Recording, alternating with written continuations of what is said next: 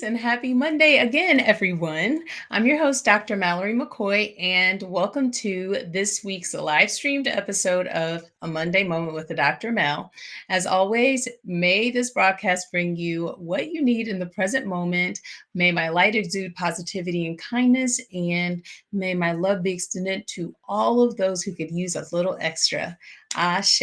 Let's seize the moment. Okay, so you got me back again because I'm grateful for a review. I had my Bluetooth speakers on, my Bluetooth headset from vacation. And yeah, when I went back to listen to my live really quickly, I noticed that the sound was distorted. So, I'm so sorry for those of you who tuned in and was like, I can't understand what she's saying. Whatever. I'm not even watching. So I'm recording it again so that those of my viewers who watch it will get to see it again or get to see it and hear me clearly. Because what was that? Anyway, I don't mind recording it again.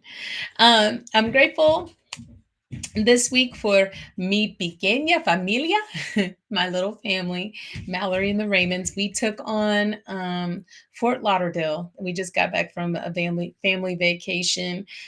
We left on Wednesday and just got back today. And so, as you can see, my sun-kissed face. Uh, I was outside, baby. And I'm grateful for the privilege to travel.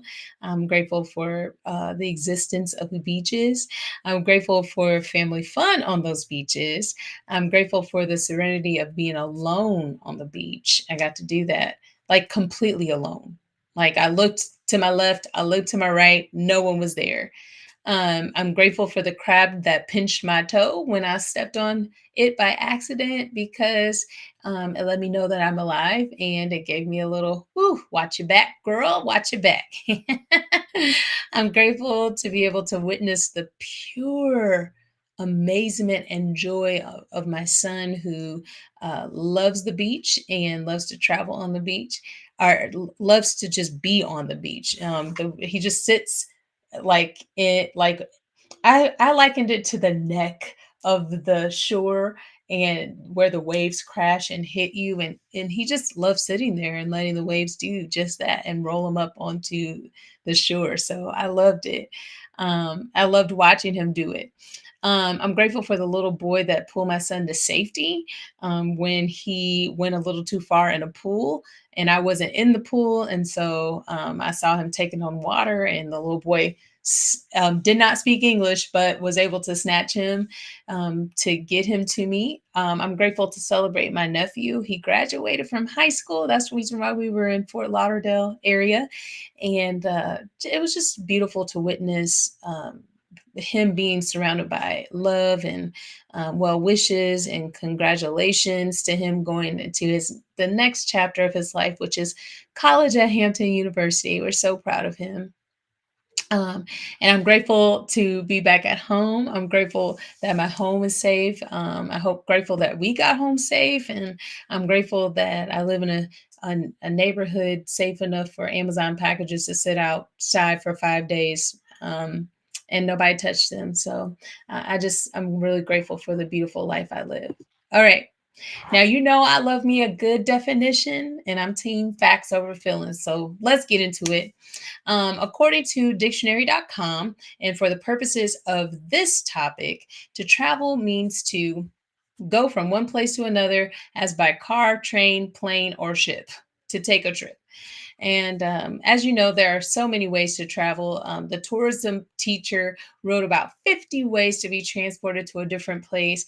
And of course, cars, planes, bikes, motorcycles, scooters, boats, and trains made the list. But I never thought about tuk-tuks, gondolas, cocoa taxis, jeepneys, funiculars, and yaks. And don't forget about our legs. We have so many ways to travel, um, including my legs, and they've taken me on many short excursions, extra heavy on the short. So, uh, and shout out to Travel Challenges,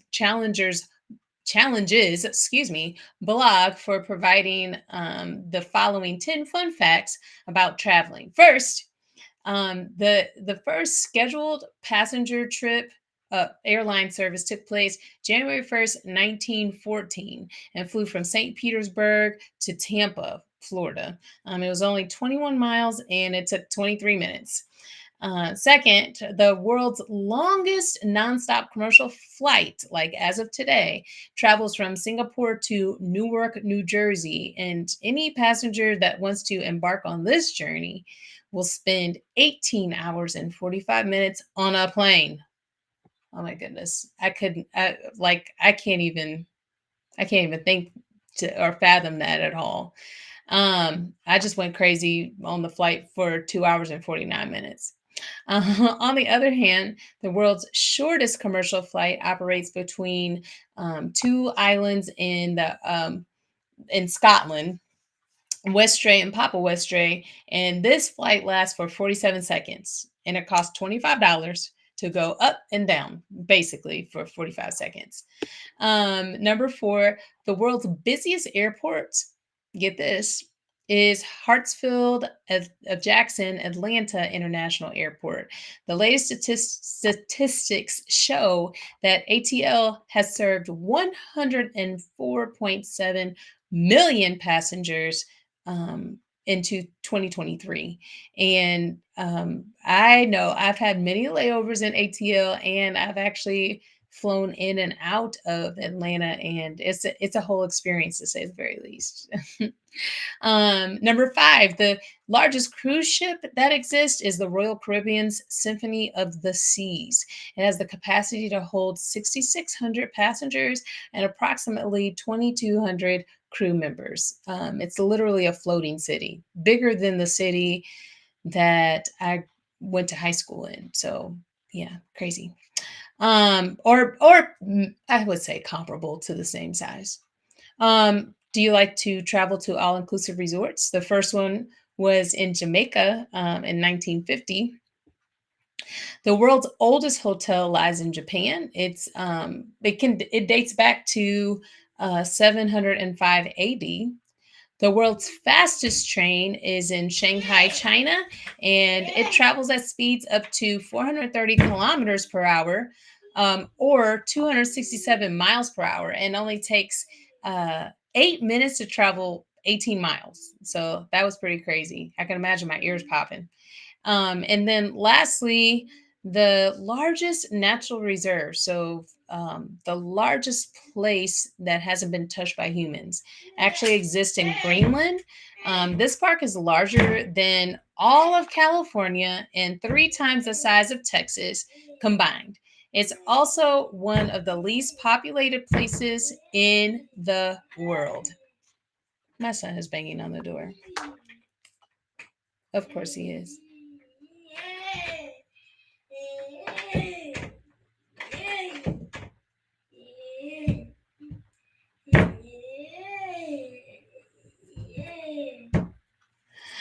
Which brings me to my topic of the week. Solo or group travel? That is the question.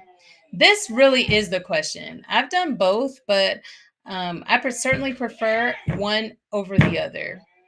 Excuse me. Son, go downstairs. Go.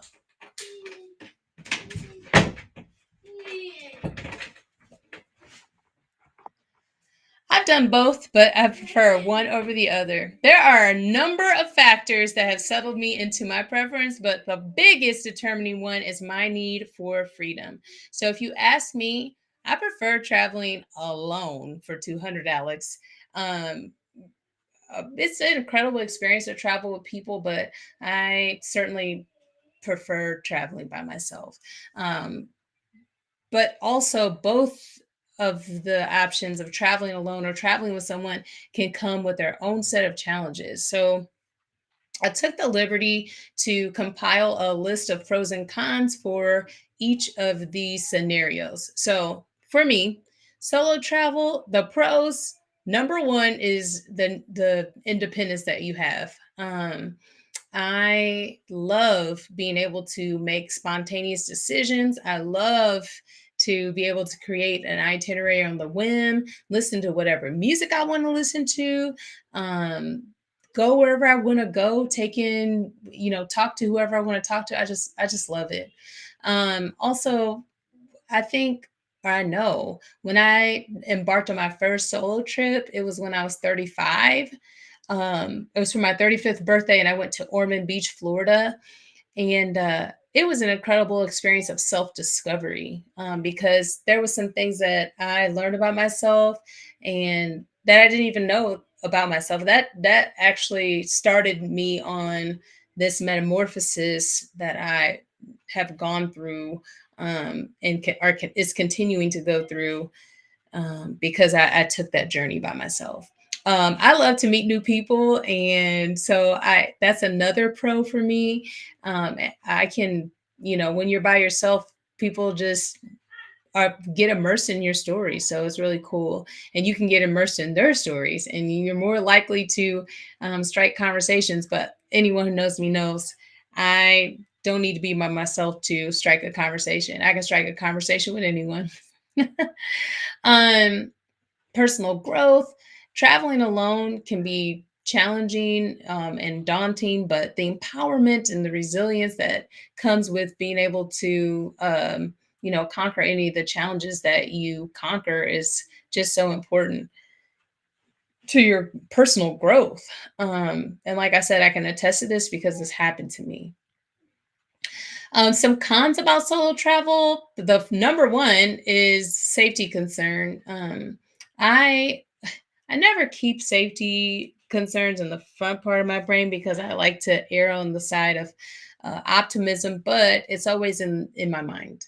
And being, a Black woman traveling, both of those dynamics, that intersectionality of the two, and both of those dynamics by themselves, can certainly affect how you travel, or how I travel.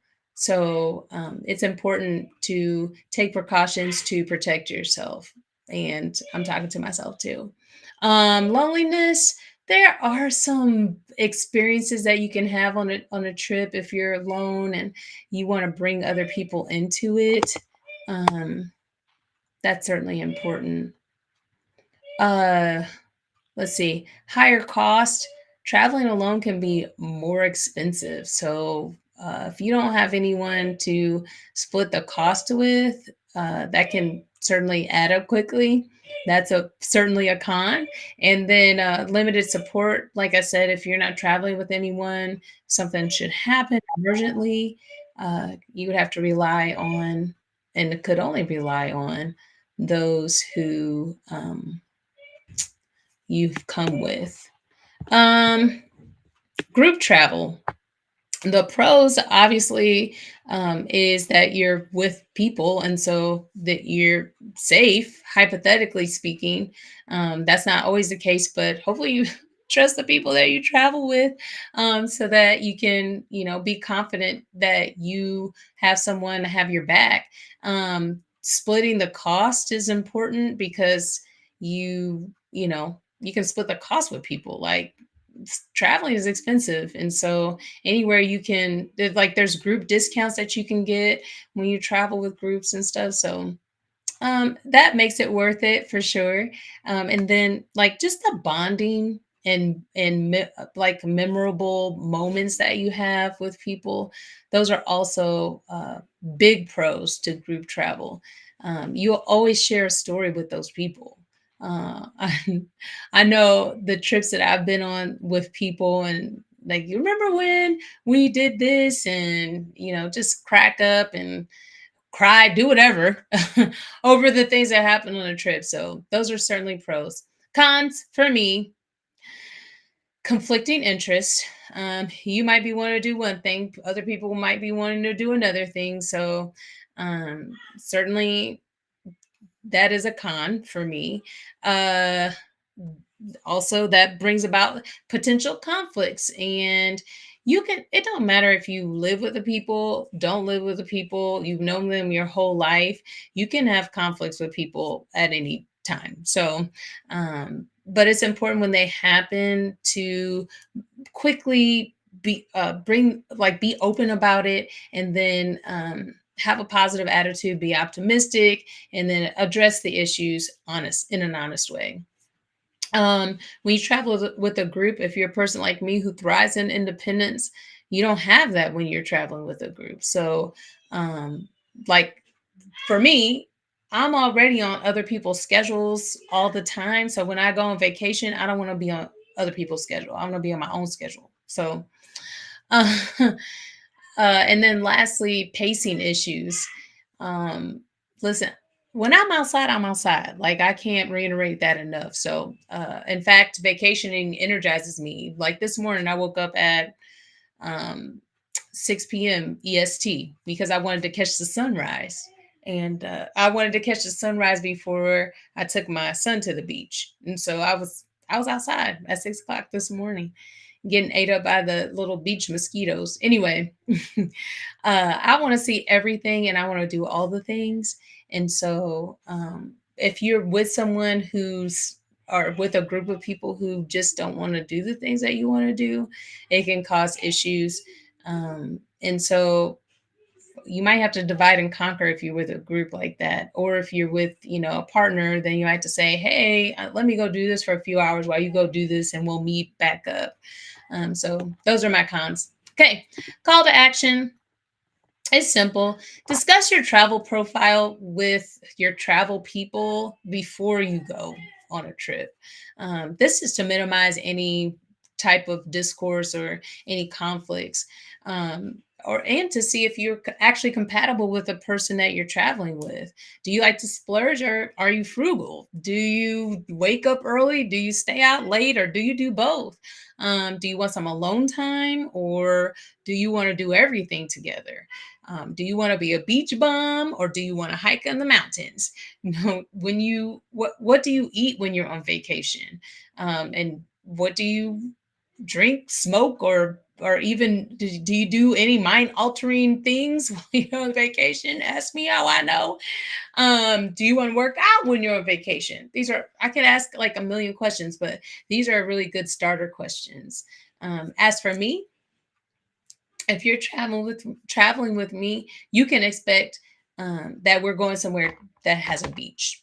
It's not a vacation to me if there's no beach involved. So there has to be a beach.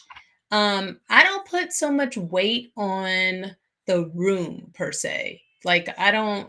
It doesn't have to be the most lavish room. I would like for it to be, but it doesn't have to be because I'm not going to be there. It's really going to just be a house for my clothes and somewhere for me to sleep. But I certainly care about cleanliness and safety. But outside of that, like it can really be like basic accommodations because I'm outside living my best life. Um, my day-to-day life while I'm on vacation is fast paced, and I want to do all the things because I don't get to do that every day. And since I'm on other people's schedules, I need time to myself. Like when I'm on vacation, I just need time to process with myself. Um, I am going to find before we go and eat at all of the highly rated vegan restaurants in the area where we are. And so if you don't want to eat like me, then like I'll just go by myself, but I would prefer to travel with someone who's like, "Oh yeah, let's go try all the vegan restaurants." Like that's and I since I only eat one meal a day anyway, like it has to be worth if I go somewhere, it has to be worth it. We were just in Fort Lauderdale, we found so many cool spots. I can't wait to write about them. Um and then lastly, I am a natural communicator and I don't meet strangers. And so if you're going on a trip with me and you want to spend time with me, know that you're going to probably spend time with me, but you're probably also going to make other friends and we're going to spend time with them too, because I'm going to make the new friends. This last trip, I met a beautiful woman. Her name was Luciana and she's Portuguese, which I don't even know Portuguese. And she only knew minimal English. So we actually communicated a lot through Google Translate and we did a lot of gestures. We did a lot of pointing and we did a lot of just reading facial expressions. And she was really trying to understand English. And I don't know any Portuguese. So I was like, can you just type it in? But like we were like, every time we saw each other, we hugged and gave each other a kiss on the cheek, like instant friends. That's just how I roll. So um and now I follow her and I'm connected with her on social media, and I have to link you to her. She was just a beautiful person, and I didn't even have to speak her language to know. I'm so ready to travel again after this episode, and this is my second time I've had to record it. So anyway, I'm gonna leave you with a quote and affirmations. Oh, let me back it up like a Tonka truck. Okay, so my quote for today is about traveling. Traveling, it leaves you speechless, then it turns you into a storyteller. 110% real.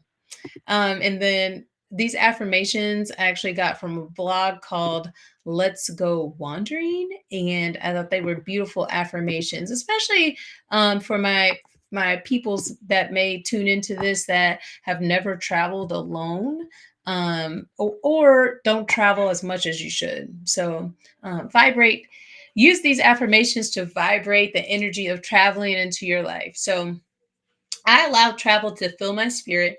I am overjoyed to spend time with myself. I'm overjoyed to spend time with others. I welcome new experiences. What? I'm so tired from vacation. I got in 3 hours before this show. So take two. Let me try it again. I welcome new experiences. I breathe in confidence and exhale fear. I will take advantage of every opportunity to travel. I am grateful for the opportunity to see many places. And lastly, abundance is my birthright, which keep saying this over and over again because abundance is your birthright. Right? Money is energy, and let it flow to you so that you can have unlimited resources to travel. Okay.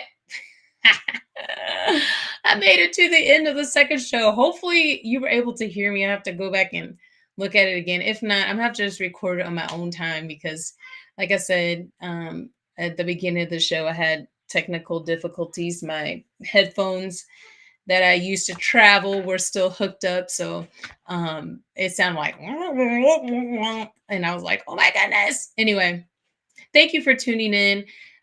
Next week, because there's so many weddings and anniversaries this month. I know that my wedding anniversary is at the end of this month. The summer solstice is coming up, and our next full moon is a strawberry moon. I decided to talk about astrology and relationships. So join me next week for an episode entitled How Learning Astrology Transformed My Relationships.